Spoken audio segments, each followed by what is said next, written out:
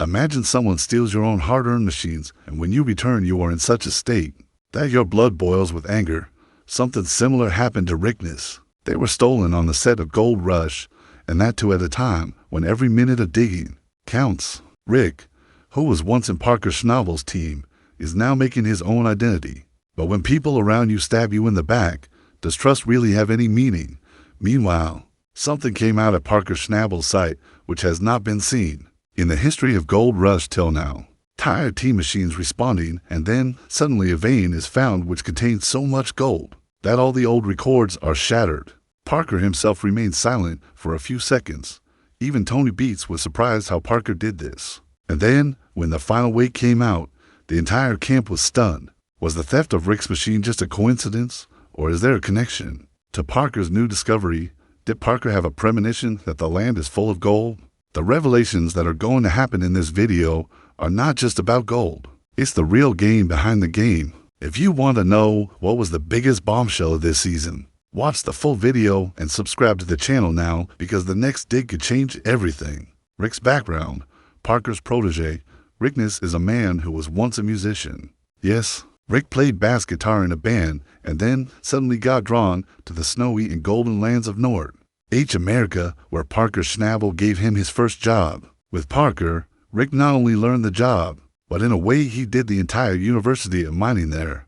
He started driving a bulldozer, handling an excavator, and gradually became an expert in all the machines that extract gold from the ground. His relationship with Parker was full of ups and downs, sometimes friends, sometimes arguments. But one thing was certain, Rick had hunger, a passion to move forward.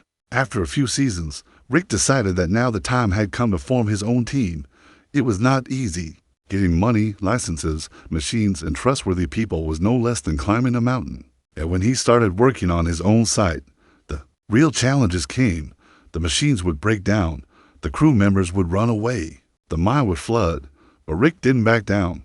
He fell again and again, but got up every time. Slowly, he created his own identity, different from Parker's, but equally powerful. While the headlines in Gold Rush are always about Parker and Tony Beats, Rick became an inspiration for those who want to make a name for themselves in the world of mining, without any background.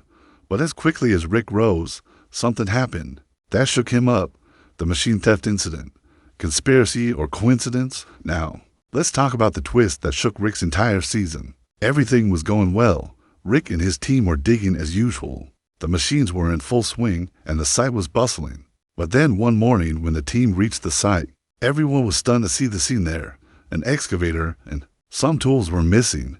At first glance, it seemed that there might have been a transport miscommunication, but after a while, it became clear the machine had been stolen. Now, imagine in a high-security setup like Gold Rush, machine theft is not a trivial matter. Rick's suspicion immediately fell on the people around him. He asked, "Who was on the site last night? Was the security camera on or not?" An investigation began. The GPS tracker showed that the machine was removed from the site around midnight, and its signal went off near an old trail a short distance away. The CCTV camera was also off at that time, and this made Rick even more angry. Rick said clearly, this was not an outsider. Whoever it was, he knew very well what to do and when to do it. His eyes went to some old crew members who were recently fired or with whom there was a rift. After this incident, the morale of Rick's team went down. Everyone was scared. Am I the next target? Are other machines also on the radar? Rick even filed a police report. But the location of Gold Rush is so isolated that it is not easy to get immediate action there. And then questions began to arise. Was this theft a conspiracy? Did someone want to bring Rick down? Or was this just a coincidence, an act to take advantage of the situation? Perhaps this was not just the theft of a machine, but was part of a bigger plan. And that is why Rick's fight was not just for gold. Now it was a fight for his self-respect, his hard work, and his identity. Parker Schnabel's digging. Everything was slow in the beginning. Parker Schnabel is known as the golden boy of today's gold mining industry. But every season, he has to prove himself again. This time too, Parker started digging with the same passion. A new place or site, new machines. And once again, the dream of 10,000 ounces of gold. But things were not going in Parker's favor from the very beginning. The team was tired. Digging had been done for more than several weeks, and the results were nominal. The machines were heating up from running continuously. Some people started saying to themselves, maybe Parker made a mistake this time. Parker himself had started to remain quiet. He was not showing the same enthusiasm as before. Even in front of the camera, he was just giving short answers as if he was tense about something. And then came a twist that changed the game of the entire season. One morning, when excavator operator George was digging at a particular spot, something glittered in his bucket that made everyone's eyes wide open. Parker was called immediately. He himself picked up the soil from that place with his hands, and that was it. From there the story gained speed. Discovery of a new vein, golden land. The site where that scoop was found was not a special priority in Parker's planning. Even in the geologist's reports, that land was considered low yield, meaning there was not much hope from there. But the real treasure is often hidden where people look less. Without wasting any time, Parker started digging there with full force. In the next few scoops, glittering gold started coming out in every bucket, and this was not the regular find. Gold. There were chunks, nuggets, and pieces weighing several ounces were being found. When the geologist was called on site, he himself told Parker, "This vein is very fresh and looks very deep, too." Parker made an immediate decision. Remove the machines from the other sites and put all the resources here. What was happening now was no less than a jackpot, but this vein was no ordinary vein. Layer-wise, this vein had come from very deep and probably reached here through some old glacier movement. This type of deposit is very rare. Some old miners and geology experts said that Parker may have found the richest virgin ground in Yukon, land that no one had ever touched. Parker's face was now the same again, focused, sharp, and smiling. Behind the camera, he tells his crew, now the real mining has started, and indeed, the slow start that this season had been going on, all that was now forgotten. Every day, Parker's team was reaching new depths, and every day, the gold coming out of that vein was breaking all previous records. Tony Beats' reaction. The competition heats up. Tony Beats, the name of the gold rush that makes the bulldozers roar. Many people call him the Viking, and he has earned this name not by earning money, but by his attitude.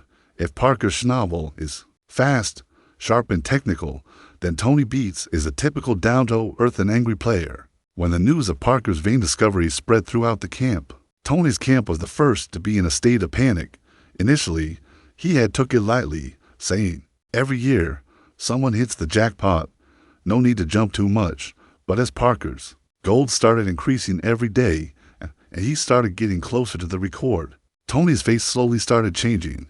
He is a person who does not express his emotions easily, but his silence and angry words on camera were saying everything. Tony immediately changed the direction of his digging. He ordered his team, "We will also go deeper," and soon many people started saying that for the first time. Tony was looking at Parker seriously like a real competitor. Tony was not afraid that Parker would get ahead.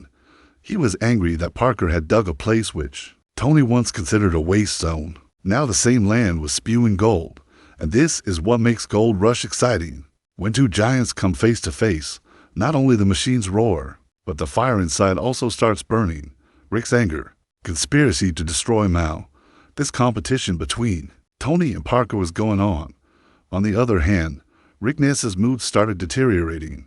On one hand, his machine had been stolen.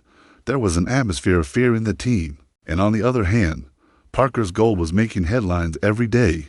Rick, who himself had once been a part of Parker's team, now felt as if someone was deliberately trying to bring him down. During an interview, Rick looked straight at the camera and said, "Look, I am not here to show off. I'd have put everything at stake, and now my machines are disappearing. This is no coincidence." And then this statement caught fire on social media. Rick v. Parker started trending on Twitter. Theories started doing the rounds on Reddit. Did Parker's team commit the theft? Who was jealous of Rick's success? Was all this scripted for the show's TRP? Rick's anger was justified. The team he had built with so much hard work was now falling apart, and he was constantly wondering, who did I trust? And did Parker know what was going to happen?